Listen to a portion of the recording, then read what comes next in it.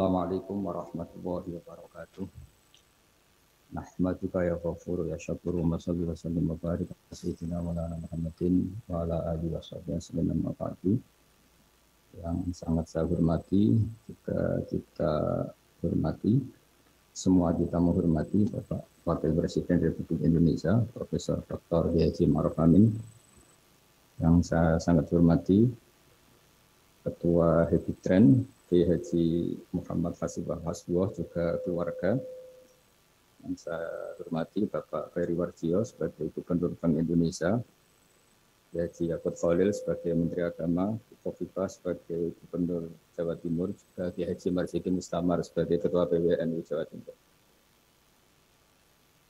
Dalam munajat ini sengaja akan saya sampaikan hal-hal yang ringan, tapi itu menjadi solusi, menjadi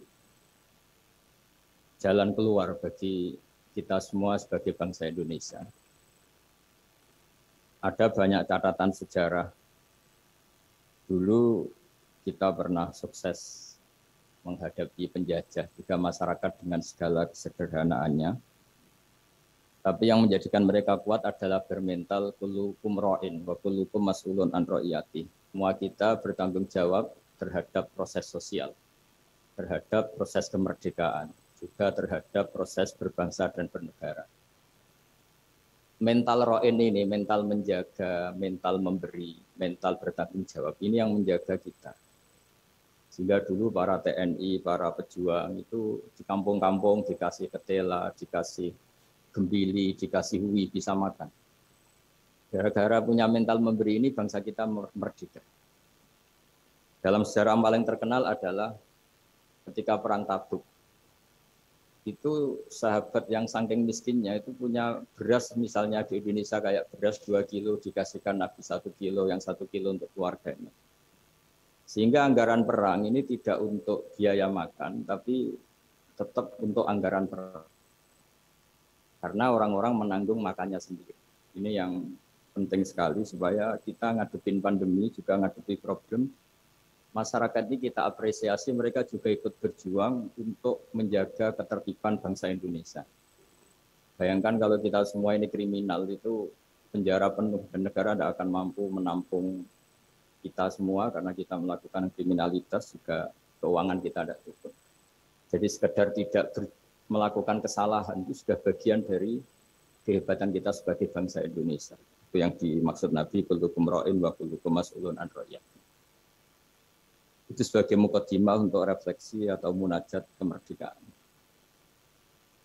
Dan kita sering baca Quran. Kadang-kadang Allah Ta'ala itu suka ngendikan yang ringan-ringan. Allah Ta'ala yang Tuhan ketemu Nabi Musa yang berstatus kalimuwah. Kalimuwah itu seorang nabi yang setiap punya problem itu komunikasi langsung dengan Allah Ta'ala.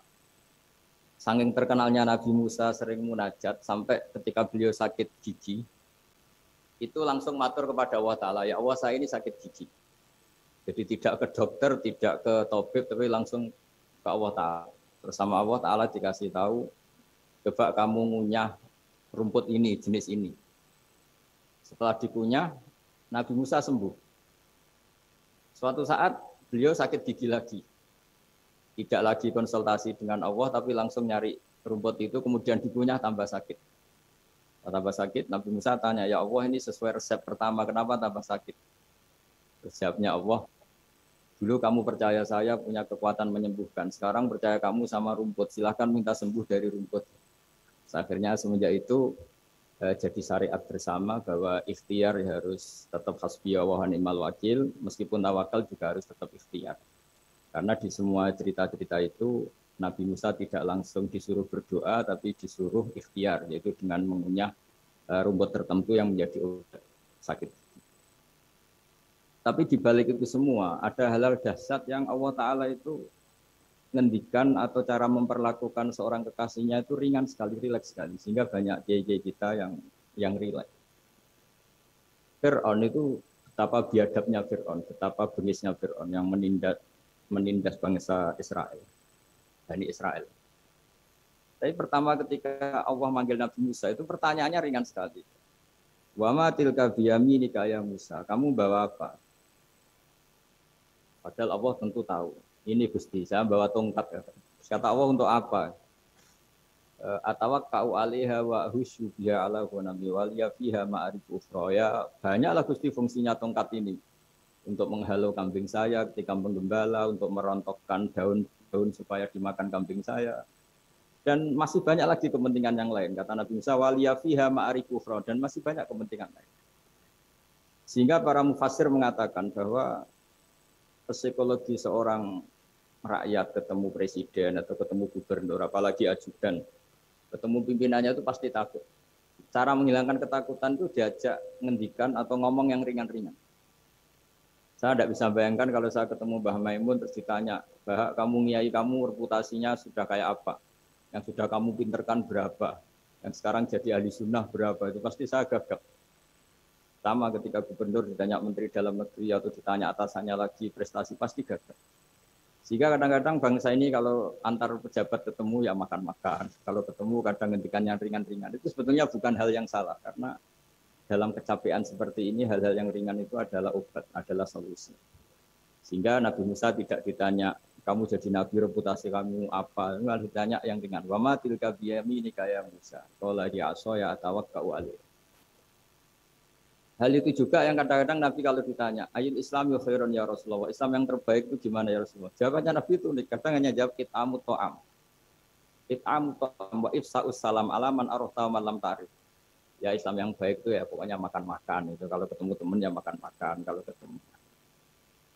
Lalu di balik keriangan ini, di balik ketenangan ini atau keriangan ini, di balik hal-hal yang sederhana ini, terjadi fikih yang luar biasa. Ini tadi saya nanti sampainya ke Hibidren. Terjadi fikih yang luar biasa.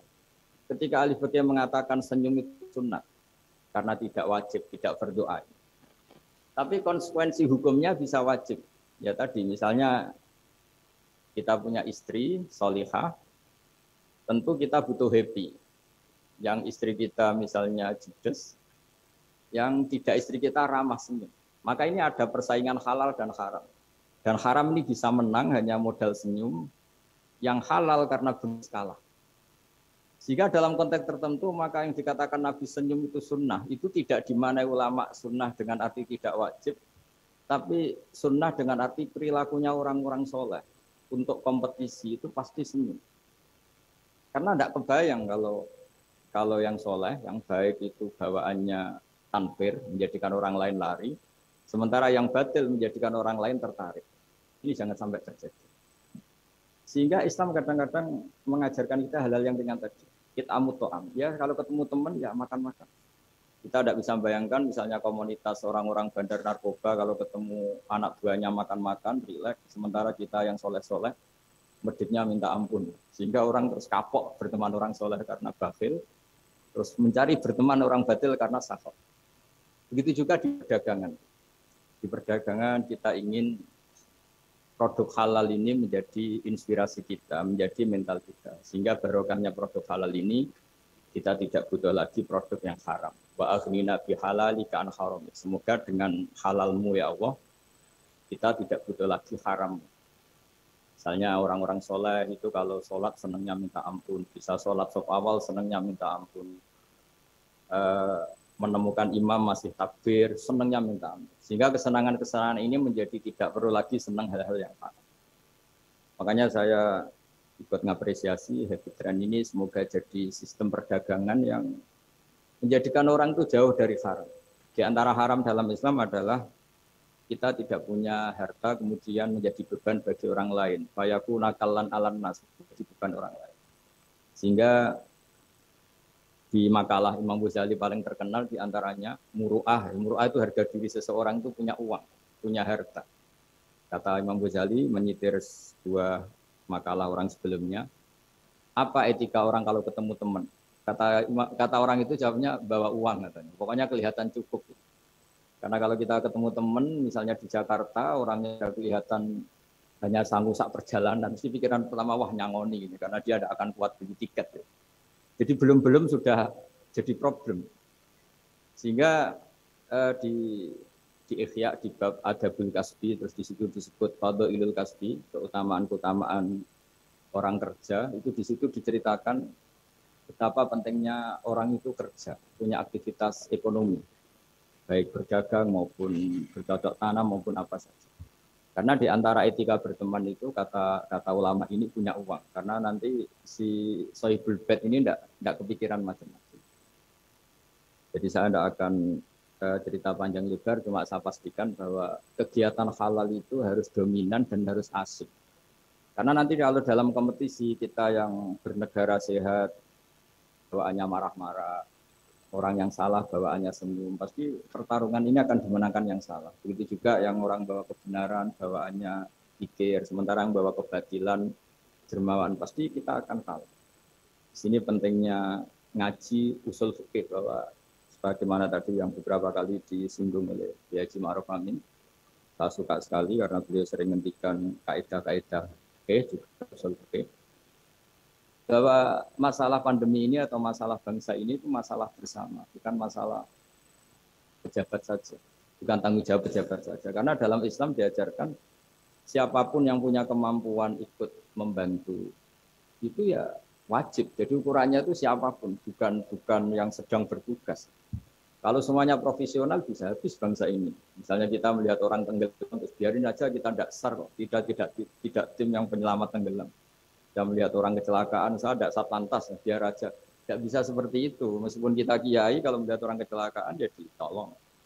Meskipun kita tidak profesi itu, kalau berkesempatan yang menolong. Kalau semuanya profesional bisa habis bangsa ini, karena nanti orang tenggelam nunggu tim SAR datang baru nolong. Nanti ada orang kecelakaan nunggu kasat lantas datang baru nolong. Ya tidak seperti itu. Ukurannya kalau dalam fikih ya man lahu qudratun alal fi'li, yang mampu melakukan ya harus melakukan. Jadi saya terima kasih sekali sama Kiai Haji Hasib, sama semua keluarga Tambak Beras, bahwa aktivitas dulu yang dilakukan bahwa Hapas Duo sebagai pedagang, sebagai importer kain, sebagai penggerak ekonomi bangsa Indonesia, dan dulu gerakan-gerakan dari Indonesia juga dimulai dari serikat dagang. Ini semoga berkah dan menjadikan kita berenergi, kita punya kemampuan untuk riayah, untuk menjaga bangsa ini. Bukan menunggu dikasih. Jadi kalau kita ikut mentalnya riayah, memberi, menjaga, pasti mental kita ini bersama-sama menjaga. Tapi kalau mental kita tidak ikut bertanggung jawab, miskin nyalakan Menteri Keuangan, tidak pinter nyalakan dia, ribet. Nanti kalau banyak musibah nyalakan dia, doanya tidak mandi. Wong ada musibah itu karena sanksi orang-orang yang nggak jelas, malah kita disalahin, kan ya ribet. Nanti kalau salah-salah gitu terus ribet. Alhamdulillah kita tidak punya mental seperti itu. Kita semuanya berdoa, Rabbana dzalamna anfusana, kita semuanya merasa salah, karena ya tadi termasuk salah adalah misalnya pernah suatu saat Nabi Ayub ditanya istrinya, kenapa engkau sebagai Nabi tidak minta doa di entasnya musibah pada diri engkau? Saya sehat sudah berapa tahun? Ya sekitar sekian puluh tahun. Saya sakit baru sekian bulan. Masih lama mana? Ya lama sehatnya, ya sudah, saya tetap akan jaga syukur itu. Nah, syukur ini penting bukan untuk dablek, tidak peduli, supaya jaga imunitas. Karena di antara nikmat yang paling pokok itu allazi atamahu min ju'i wa amanahu min khauf. Orang bisa makan, hidup kita tidak terancam oleh kepunahan, oleh pembantaian, oleh chaos sosial, itu sudah luar biasa. Karena di antara sifat Allah itu yang memberi allazi atamahu min ju', yang memberi makan kamu dari kelaparan. Wa amanahu min khauf, dan memberi kamu kenyamanan. Kamu tidak takut, itu sudah nikmat yang luar biasa. Saya sering bayangkan nikmat ini kayak apa. Kalau kita jadi orang Irak, orang Syria, kayak apa nikmat bangsa Indonesia yang teduh, yang nyaman. Ini harus kita syukurin dulu, bahwa kita ingin nikmat yang di atasnya itu, ya ingin pandemi berlalu, ingin ekonomi baik, oke lah, tapi syukur dulu. Supaya tidak lupa lah bahwa kewajiban kita itu alhamdulillah dulu. Jangan karena kemerungsung ingin ideal terus yang sudah kita dapatkan kita hindarkan. Itu bahaya sekali dalam muamalah sama Allah Ta'ala. Sebagaimana tadi yang diskusi yang disitir Bapak Wakil Presiden, siapa yang tidak syukur atas nikmatku, tidak sabar atas balaku, itu maka silahkan mencari Tuhan selain aku, tapi jangan menempat bumiku, jangan menempati bumiku, jangan pakai langitku. Intinya itu betapa bahayanya kita kalau tidak syukur. Saya kira demikian, dan saya terima kasih sekali atas kegiatan atau ide happy trend, tapi saya mohon semohon-mohonnya bahwa ini adalah bagian dari meneruskan tradisi dulu, mulai Pak Wahab, mulai Pak Hasim, mulai Pak Bisri, mulai semuanya lah tokoh-tokoh dari ormas manapun, termasuk dulu ada Serikat Islam, ada Serikat Dagang, karena semuanya ini akan membangkitkan bangsa kita dari keterpurukan. Harus jadi kompetitor yang baik, sehingga masyarakat ini berkebutuhan yang halal. Karena orang nikmati laba dari dagang, dapat uang dari bisnis, mereka antipati dapat uang dari nyuri, dari korupsi. Jadi semua kebaikan harus dinikmati untuk dalam rangka wa aghnina bi halalika an haramik, supaya kita cukup menikmati yang halal sehingga tidak berkebutuhan lagi sama yang haram. Itu juga dalam berekonomi, berbisnis dan berperadaban. Saya kira demikian dan mohon maaf karena tadi saya harus ngaji dulu Bulughul Maram sehingga ada bisa ngikuti mulai awal. Dan terima kasih. Assalamualaikum warahmatullahi wabarakatuh.